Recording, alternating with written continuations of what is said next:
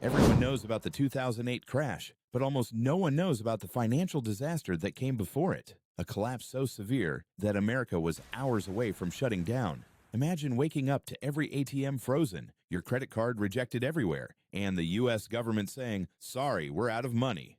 Well, that nearly happened. Not in 2008, not in 1929, but in 1979, the year America accidentally defaulted. Yeah, the world's richest country forgot to pay its bills. Let's rewind. It's the late 70s. Disco. Oil shocks. Inflation hotter than the sun. America was drowning in debt after years of chaos.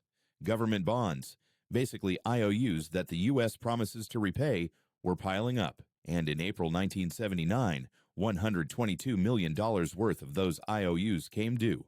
And what did the U.S. government do? They missed the payment. Not because they were broke, because of paper jams. To understand this, picture the U.S. Treasury as a giant old printer. One job, print checks to pay bondholders. Every day, tens of thousands of checks. But this printer was ancient. Demand for bonds suddenly spiked, and now the printer couldn't keep up. A backlog of paperwork exploded. Employees went on strike. The system jammed. Payments that were supposed to go out didn't. America, the world's biggest economy, technically defaulted on part of its debt, not because it couldn't pay, but because the printer basically had a meltdown. When the news broke, Wall Street went insane.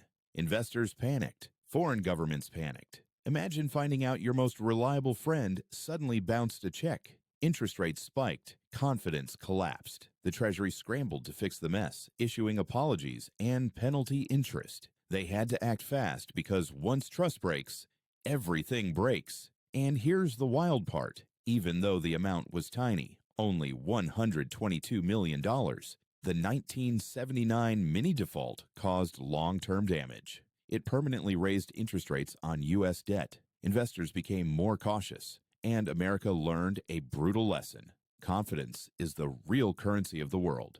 And today, with debt over $34 trillion and constant political fights about the debt ceiling, we are closer to another default than most people realize.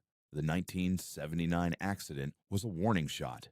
America didn't almost collapse because it ran out of money. It almost collapsed because it ran out of competence. And in a world built on trust, one tiny mistake can set the whole system on fire. So here's the question. Will the next U.S. default be a mistake or intentional? Let me know in the comments.